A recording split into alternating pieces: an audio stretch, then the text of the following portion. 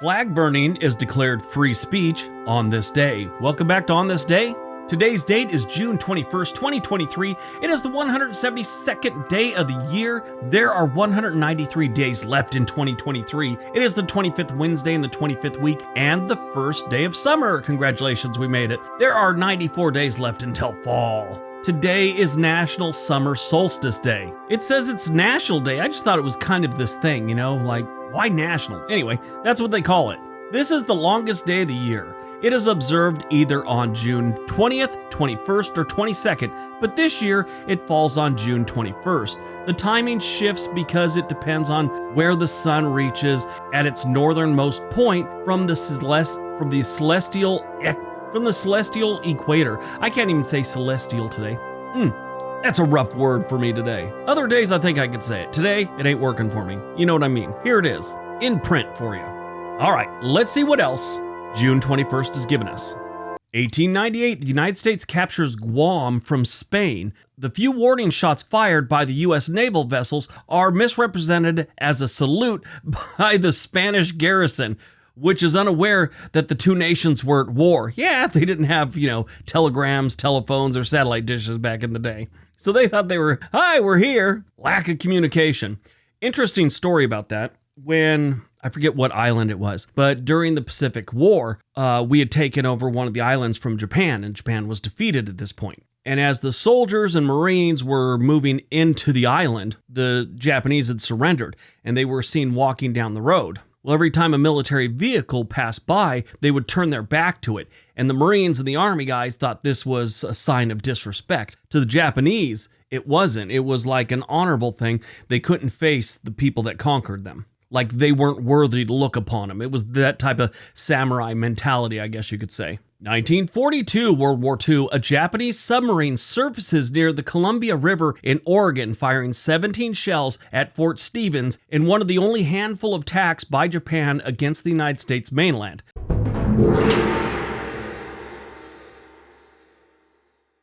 Now, we've discussed this before, but a little refresher. We've had a few different events where the Japanese or the Germans actually attacked the United States or near the United States, not just Pearl Harbor. Speaking of Guam a minute ago, they actually took over Guam about the same time they attacked Pearl Harbor. Not a lot of people know that. A submarine also fired on an oil refinery on the California coast. I think they did a couple of those. There was a German U-boat that fired a torpedo at the mouth of the Mississippi River and hit a ship. Of course, Japan took over one of the Aleutian Islands, which it was just a pile of rocks, basically. There was nothing going on there. So we let them sit there and suffer for about a year, I believe, before we finally went in and mopped it up. Mopped up means you just kind of chase people off and capture people when they've kind of lost the will to fight, which if you're stuck without supplies on a rock in the middle of the Bering Sea, you're willing to give up. Now, Japan also launched balloons like China did, and they were supposed to drop incendiary bombs on different places. Well, they tried it in Oregon, and each time one of those incendiary bombs landed, it was too wet and nothing caught fire. Some of them made it all the way into Kansas. They only killed a handful of people, and most of them were in one spot. I think it was Kansas or Nebraska. One of those bombs had dropped from a balloon, and it didn't explode. The locals went to check it out, and it blew up on them. A couple of them landed in Nevada too, where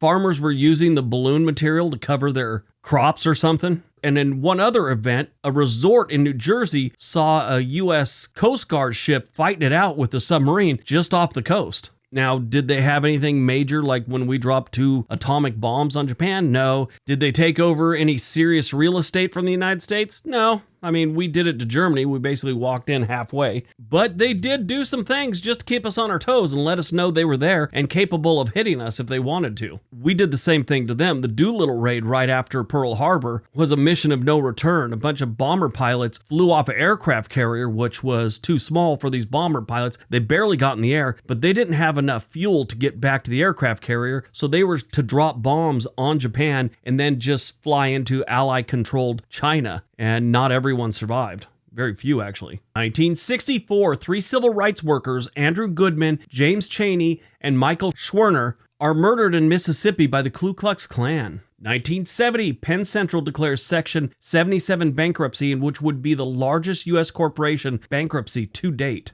They've had some bigger ones since then.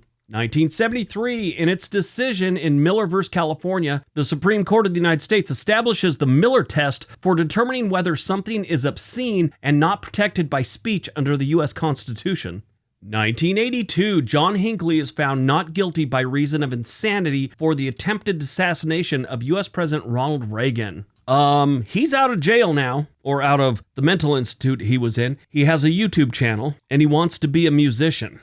He lives with his mom. If you'd like to look at that, I'll leave a link down below so you can go check out John Hinckley's YouTube channel. It's a nightmare. 1989, the U.S. Supreme Court rules in Texas v. Johnson that American flag burning is a form of political protest protected by the First Amendment. This was a big deal. There's a lot of people that get upset about this, a lot of veterans. But I had to go through this class, everyone does when you join the military, about the importance of the flag and what it represents, and you get a little emotional about the flag when you see it. Now, this is offensive to a lot of people, but on the other hand, you also realize that the reason you join the military is to protect the rules of the Constitution, and if the Supreme Court says this is a form of political protest, you don't have to like it, but you gotta let it be. That's how they gave it to us. 2005, Edgar Ray Killen, who had previously been unsuccessfully tried for the murders of those social workers, is convicted of manslaughter 41 years after the fact. The case had been reopened in 2004 with new evidence. 2006, Pluto's newly discovered moons are officially named Nix and Hydra. 2009, Greenland assumes self-rule.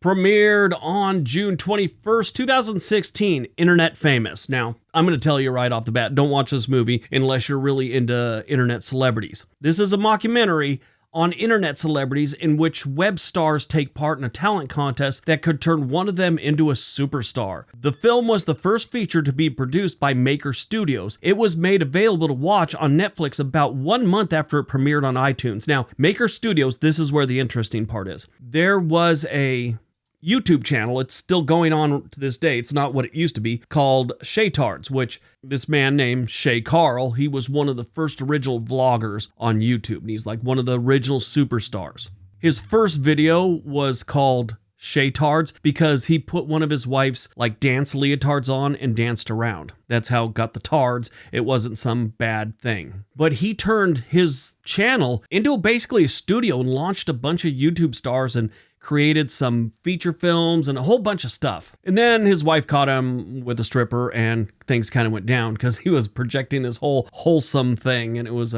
not a good scene. He actually took a year off from the internet, and when he came back, the audience just wasn't there anymore, I don't think. I mean, he's getting more views than me, but he's definitely not the superstar he was 6 years ago. Now, his channel has some insane videos like 30 million, 20 million. There's a couple that are in the 15 and 10 million views, which I think my biggest video has 6 million views. And he used to upload a video, and by the end of the day, he had a couple 100,000 views. I'm looking at his latest video that went up 6 days ago, 43,000 views. 8 days ago, 58,000. 9 days ago, 47,000. Definitely not what it used to be. It's too bad. It was a good channel. People make mistakes, though.